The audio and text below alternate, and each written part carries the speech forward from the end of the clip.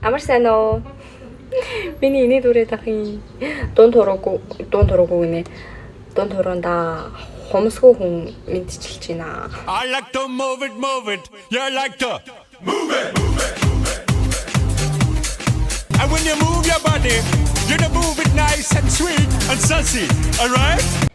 Би сая ингээд хумсаа будгаа суухын хооронд ингээ хумсаа улаачлаа хайр хумс. За тэр яг уу. Өнөөдөр бүгдээрээ нэг улсын талаар ярина. Уул нь анхны төлөвлөгөө маань улс орнуудын сэтгэлгээний талаар ярих байсан юм. Тэгсэн чинь яг ярихгаа сууж явахдаа бодлоо. Бид нэр бүгдээрээ ижилхэн зүйл мэдгүй байгаа шүү дээ.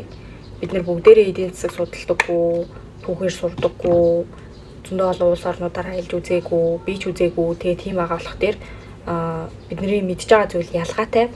Тэгээ тэр ялгаатай зүйл дээр би гинт орж ирснэ. Би ингэж бодож байна гэх тэгэнгүүт шууд тэрийг өөр дээрээ хүлээж авах боломжтой байгаа байхгүй юу? Тэрний талаар хэрвээ мэдгүй байсан бол улс орнуудын сэтгэлгээг юун дээрээс гаргаж ирж байгаа гэхлээр тухайн улсын түүх, шүтдэг шашин, тэгэл боловсролын төвшин, эсвэл одоо тэр нийтлэг хүмүүсийн гаргаж байгаа хандлага, тэгээд аж ахуй байдал, соёл, иргэншсэн байдал гэдэг ч юм уу. Тэгээд нийгмийн тэр харилцаануудаас харж болохоор байгаа байхгүй юу? Тэгээд тэрийгээ би яг харснаа ингээд ярьчих гэхлээр болохгүй. Яагаад вэ гэхлээр миний мэдж байгаа юм уу, та хэдийн мэдж байгаа юм уу, тэгэнгүүтээ би ингээд гинт өөрийнхөө дотроо бодож исэн зүйлийг бүгдийг ингээд тийм байдгаа гэд ярьчаар ингээд бодлоо тулгаж байгаа юм шиг болох гэдэг байгаа байхгүй юу? Мэдлэг мэдээллийн хувьд хэдүүлээ ялгаатай байгаа. Тийм учраас тэр ялгаатай байдлаа тэгшлэх маягтай миний мэдж байгаа юм бүгдээрээ мэдээд тэгээ миний мэдгүй байгаа юмнуудыг та сэтгэл хэсэгт бичээрэй заяа. За тэгэнгүүтээ би өдөр улсаа таалах уу? Энэ улс биш үү? Зөндөө олон онцлог зүйлүүд байгаа заяа. Гэхдээ тэр дундаасаа дэлхийд танигдсан гэх юм бол бид нар ингээ улс орныхоо хөгжлийг дотоодын нийт бүтээгдэхүүн буюу GDP-гээр хэмждэг штэ. Гэтэл энэ улс үгүй. Gross National Happiness гэдэг зүйлээр хэмждэг. Үндэсний аз жаргалын индекс гэдэг зүйлээр хэмждэг хоног шүү дээ. Хөгжлийнхаа төвшинг. Тэгээ тэр улс ямар улс вэ?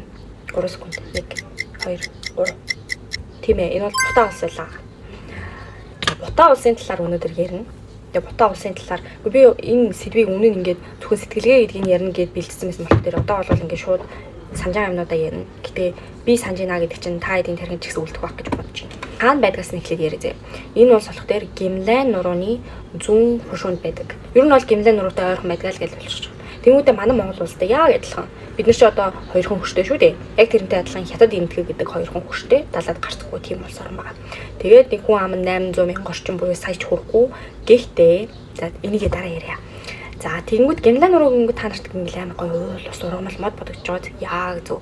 Улсынх нь нийт газар нутгийн 72%-ийг ой мод эзэлдэг. Тэгээ үүнийгээ бүр ингээд хуулиндаа хуульчилсан. За ингээ манай улсын 60% нь заавал ой мод байх хэрэгтэй. Тэгэнгүүтээ хуулиараа газар нутгийнхаа 75%-ийг баг хамгаалсан байдаг баха. Тархан зааттай болгоцсон гэх юм уу? Гадагшаа ерөөсөө тэр их модоо нэрээ гаргадаггүй шүү дээ. Ерөөсөө гаргадаггүй. Тэгээд өөртөө бас хэрэглэх бол маш их чөлөө зөвшөөрөл авч ийж тэгээд тэргээ бичигтэй болгож ийж олон хүнээр гарын үсэг зурулж ийж авдаг гэсэн. Мэдээж Гимлайн нуруу өнгөд дараа нь төвшнөөс нэлийн өндөрлөгт байрлаж байгаа улсын станцтай. Тэгээд тэрүүгээрээ улсынхаа нийт цахилгааны хэрэглээний 97%-ийг эрчим хүчний цахилгааны хэрэглээний эрчим хүчний 97%-ийг хангаж чаддаг. Ийм гоё улс байна. Нэг 10-аад жилийн өмнө бол хүн амынх нь 95% нь одоо хөдөө аж ахуй эрхэлдэг байсан. 5% нь л одоо төв суурин байдаг гэсэн үг шүү дээ.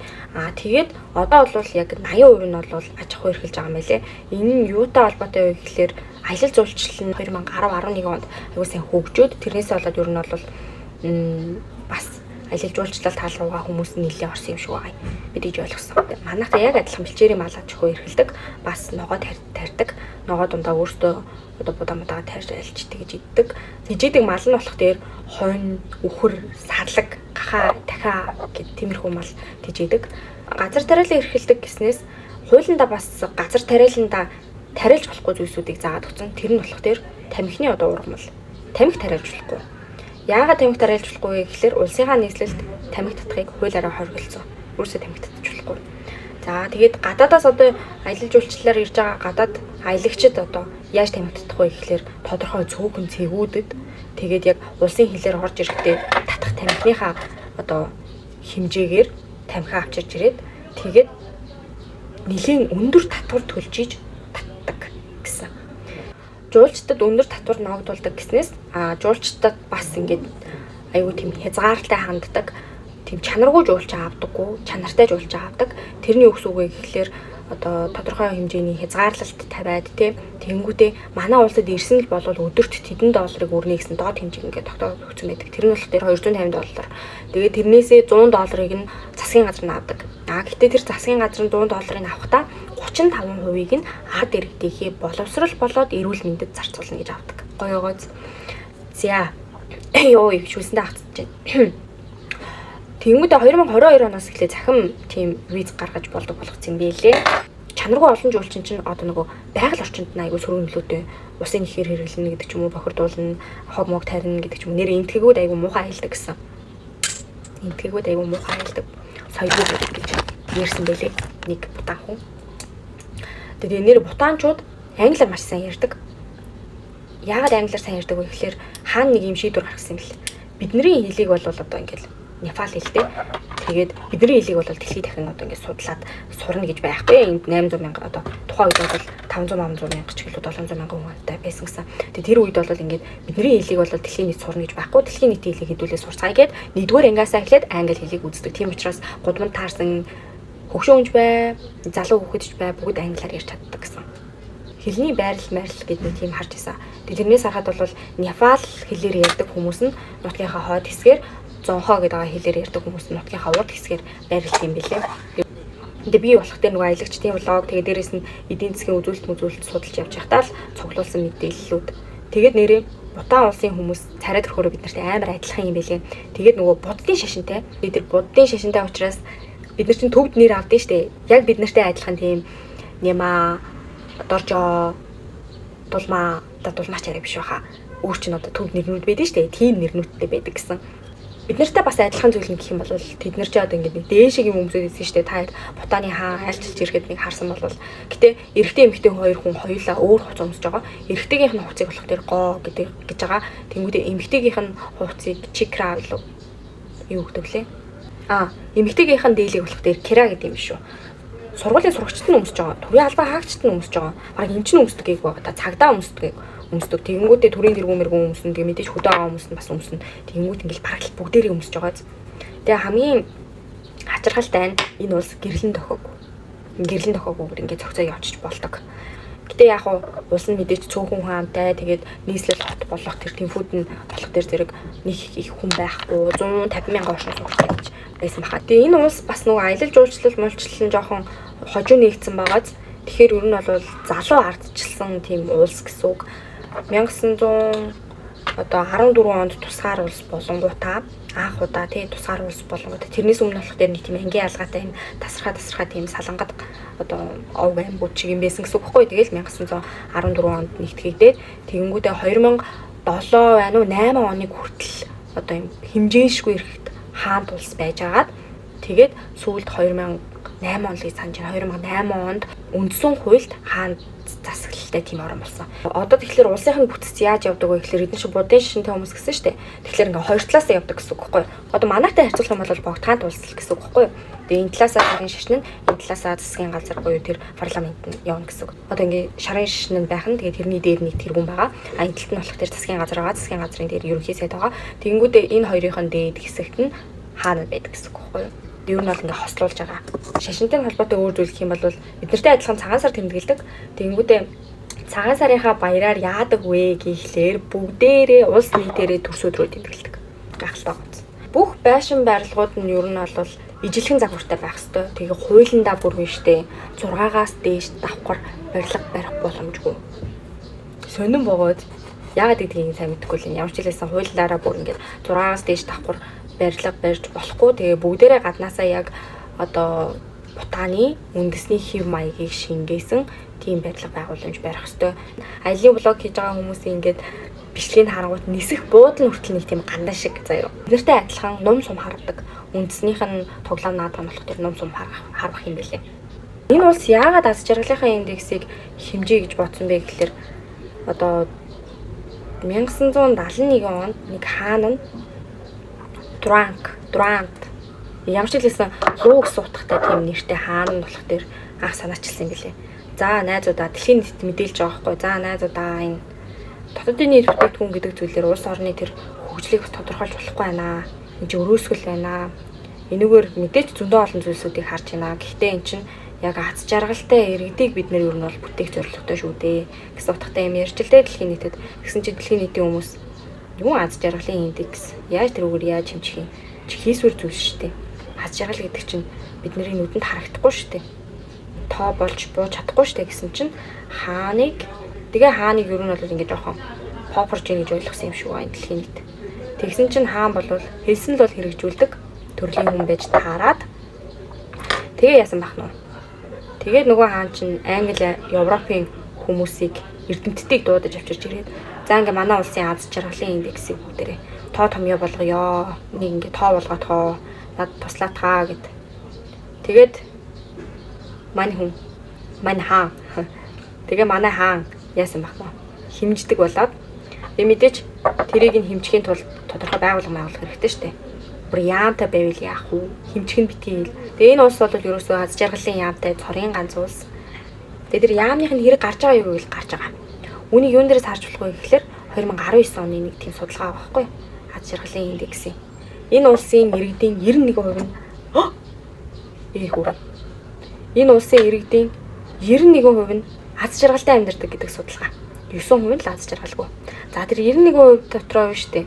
8% нь болох тэр туйлын аз жаргалтай гэж санал өгсөн байгаа. 35% нь маш аз жаргалтай. 48% нь аз жаргалтай. Тэгээ үлцэн 9% нь бол жоохон аз жаргалгүй байна хөө гэж хариулсан байна. Тэгээ энэ аз жаргалгүй байна хөөг хасах юм бол үгүй хасахгүй байсан ч гэсэн 91% нь аз жаргалтай амьдрын гэдэг чинь бүр үнэхээр гайхалтай үстэй. Ер нь бол дэлхийн улс орнууд одоо л аз жаргалын индекс гэдэг зүйлийг хэмждэг штеп. Гэхдээ тэр хэмжигдэхүүнээс арай өөр хэмжих аргатай энэ улс тусдаа гэсэн үг. За эдний улс яаж хэмждэг вэ гэхээр 9 зүйлээр хэмждэг. Тэг би зармыг мартчих магадгүй. Мартчихвал би хажуудаа гаргачна.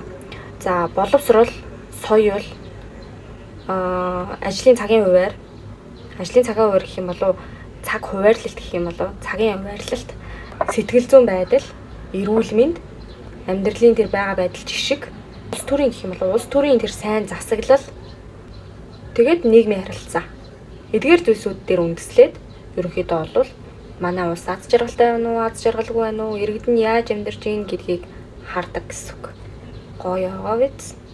Тэгээ энээрээс хамгийн онцлог ер нь дийлэнх нь ойлгомжтой байгааз гэвч энэ дээрээс нэг онцлог зүйл гэх юм бол цагийн хуваарлалт. За гадаадууд дуудлаад эхэллээ. 6 цаг болцсон гэсэн үг. Аз жаргалын индексэд тэр цагийн хуваарлалт төлөвлөлт ямар хамаатай ингэж бодож байгаа бол хамаатай. Хамгийн их хамаатай. Мантаа цэцатны олгоо гэхгүй юу. Тэгэхээр яагаад хамааралтай вэ гэхээр за энэ ярьж болохоо болчихлоо. Энийг яриад дуусгаар хэдүүлээ үргэлжлүүлцгээе. Гатгашаа гараад бүр хоол идчихэд ирсэн чинь гэрэл байхгүй болчих. Нарны гэрэл. Яг ширээ рүү мад тусахгүй. Тэгэхээр цонхныхоо дэс харж ирээд суучлаа. Эндээс бичлэг үргэлжлүүлцгээе.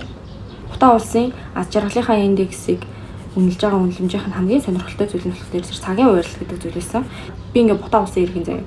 Тэгэнгүүт би гэр бүлийнхэндээ цаг зарцуулахад өөрийнхөө хоббинд эсвэл эрүүл мэндэд цаг зарцуулахад ажлын цаг яаж нөлөөлж ийн, төвжрэл яаж ийн төвжрэл байхгүй л дээ. Гэтэ ер нь цагаа зөв хуваарлаад цаг чинь ингээд амьдралын чинь хорон мөч бүхэн чамд ингээд хэрэгтэй байдлаар үргэтгэхэд засгийн газар чамд яаж туслах вэ? Яаж тусалж болж ийн вэ? Тусалж чадах боломж байвал тэр чинийгээр тусалъя гэсэн тийм утгатай юм билээ л дээ. Тэгээд за Бутаа улсын хувьд бол нэг юм байна. Тэгээд бид нар бас өөрсдөө яг аз жаргалын индексээ дэлхийн нийтээр бол гаргадаг. Гэхдээ дотоодын нийт бүтээгдэхүүн шиг тэгж ач холбогдол өгдөггүй гэвэл яг дотоодын нийт бүтээгдэхүүнийг орлуулах хэмжээний ач холбогдол өгдөггүй үгүй шүү дээ. Дэлхийн нийт болох дээр яаж аз жаргалынхаа индексийг гаргадаг вэ гэхлээр вэ шүү дээ. 6 үндсэн үзүүлэлтээр шалгаж үздэг. Энэ альбомд хэлбэртэй энэ хумсал болох юм шиг байна. 6 үндсэн шалгуур байгаа.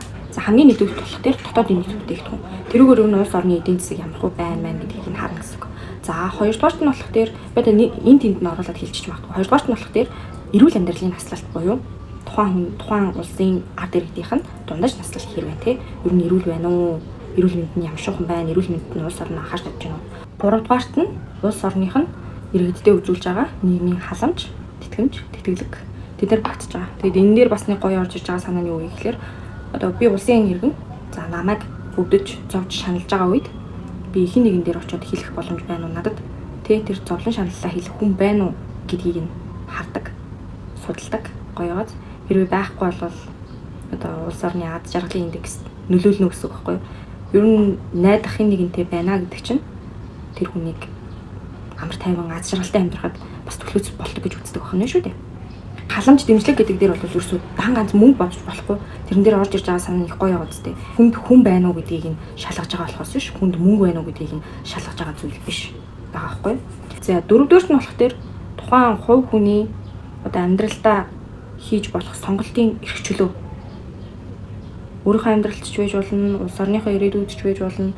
Ер нь ямар нэгэн байдлаар сонголт хийх эрх чөлөө. Сонгуул өгч үед юм уу, өөрийнхөө хүссэн мэргэжлийг сонгох ч үед юм уу. Одоо энэ чинь бас ангийн давхрахтай холбоотой гэсэн үг байхгүй юу? Ангийн давхрах байна гэдэг чинь яа гэсэн үг вэ? Би харсын хүүхэд бол харсын хүүхэд чигээрээ, хааны хүүхэд бол хааны хүүхэд чигээрээ өтлөн амьдран өснө үрчин гэсэн үг шүү дээ. Тэгэхээр тийм биш. Би хүсээд мөрөөдөөд яа тийм хааны хүүхэд болдог ч юм уу. Эсвэл харцын хүүхэдтэй суух тийм эрх чөлөө нь байдаг бол энэ нь аз жаргалын индекс нөлөөлдөгөө гэж үздэг байх нэ. За тэгэнгүүт 5 дугаарт авилгын түвшин. Авилгын түвшин гэдэг чинь гадлагын түвшин л ахгүй доо. Авилга хэрэг гэж яаж ийж дээгүр доогор хэр их зохицуулалт болж ин гэдгийг л харна гэсэн. Бид нар ингээд бага хэмжээтэй авилгал өгвөл тэрийг бараг авилгалд тооцохгүй, их хэмжээтэй авилгал байвал тэрийг авилгалд тооцох гэдэг байгаа байхгүй. Их ч юм өгсөн бай, бага ч юм өгсөн бай, 1000 төгрөг өгсөн ч бай, 100 сая төгрөг өгсөн ч бай, аль нь авилгал. Сэтгэлээрээ хүнд юм хийж өгөөгүй л одоо тэрийг ингээ мөнгөөр л үнэлчихэл юм бол тэр авилга болох гэдэг байгаа байхгүй юу? Ямар нэг эд зүйлсээр ч юм уу те. Тэгээ нүн хүн талархах сэтгэлээ зөв илэрхийлж чадахгүй байгаагаас болоод авилгал үүсэж байгаа байхгүй юу? Талархах сэтгэлийг юу гэдэг? Ачийг ачаар гэдэг шүү дээ. Мөнгө чинь тэгээд ач юм уу гэвэл бас үгүй болчиход байгаа байхгүй юу? Яг энэ зуунд нөгөө тэнхлүү явхад тэмээгээр тусалснаас твдэж явхад твэнгээр тусал гэдэг чинь үнэн үг шүү дээ. За тэгээ хамгийн сүүлд нь болох дээр өгөөмөр сэтгэл орж ирж байгаа. Нэг үс сонирхолтой гоё. Өгөөмөр сэтгэл. Ерөнхийдөө өгөөмөр сэтгэлийг оруулж ирж байгаа шалтгаан нь хүн ингээд юм өгөхдөө майгээд сарвайхтаа их аз жаргалтай болдог байх нэ. Андуу өгч бусдад тусалж өгөөмөр сэтгэлтэй байснараа хүний нөгөө аз жаргалын гормон өдрөнд ялгараад ер нь бол аз жаргалын индекст багтах тэр үүслийн тавьж байгаа гэсэн үг байхгүй юу? Ер нь л ямар хүн өгөөмөр байж чадах уу? Өөрийнхөө амьдралд тодорхой хэмжээнд аз жаргалтай байгаа. Дээрээс нь бас магадгүй энэ ингээд буруу гаргалгаа байж болох ч гэлээ нэг талаараа надад юм маань бас хөөрхөн хүрээд байгаа тохиолдолд би бусдад илүүчилж тэрийг мэдэрнэ гэсэн үг шүү дээ. За тэгээд нэг тийм шүү. Тэгээд энэ улс ерөнхийдөө болвол буддын шашинтай холбоотойгоор юм аз жаргалтай амьдардаг улс их орнон дээрээс нь хүмүүсийн аз жаргалд их анхаардаг. Тэгээд 1999 онд л зурагт те интернет гэдэг зүйл энэ улсад орж ирсэн гэдэг байгаа шүү дээ. Тэр чинь ямар утга учиртай вэ гэхээр улсынх нь хаана нь ард иргэдээ ийм одоо шин зүйлээс ингээд заахгуулаад хоош нь татаад байгаа юм биш. Энэ чинь улс орныхоо ард иргэдийн тэр сэтгэл зүйн байдалтай бусдтай харьцуулагдах. Ер нь энэ улсын яг тэр сэтгэлгээнийхэн цаад мөн чанар нь юу вэ гэхээр альва зүйлийг бусдаас биш өөрөөсөө хаах юу ч байсан. Аз жаргал байна уу? Эрүүл мэнд байна уу? Эд хөрөнгө байна уу? Эсвэл юу гэдэг эрдэм мэдлэг байна уу? Эсвэл зовлон зүдгүүрийн уг үндэс байна уу? Бүгдийг өөрөөсөө ирэх. Аз жаргалын үндэс нь чамд байгаа учраас чи өөрөөсөө ирэх. Ямарваа нэг юмны зовлон нь чамд байгаа учраас чи өөрөөсөө ирэх. За тэгээд мөн байгаа зүйлдээ сэтгэл ханах.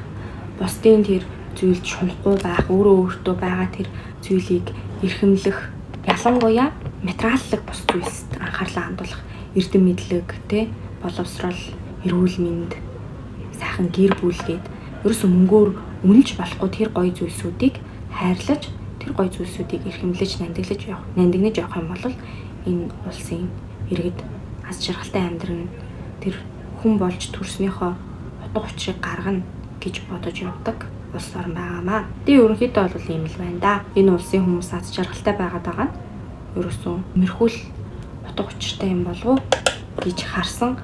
Тэгээд бас зөндөө олон тийм буддын шашны сургаал номлолууд нь бол байдаг юм бэлээ л дээ. Гэхдээ миний яг нүдэнд туснууд нь болох дээр энэ хэд бид нэр ер нь дийлэнхтэй яг энэ 21-р зуунд интернет орчин хөгжсөн ийм үед бол дэлхийн хаанч надаас илүү үзэсгэлэнтэй эмэгтэй байгаа. Дэлхийн хаанч надаас илүү ухаантай хүчтэй залуу байгаа гэдгийг мэддэг учраас өөрийнхөө амьдралд сэтгэл хангалуун биш байх тэр үндсийг тавьж байгаа байхгүй юу. Тэгэхээр түүнээс ангижрахын тулд түүнээс ангижирч чадж байгаа ийм хүмүүсээс бас суралцвал зүгээр л.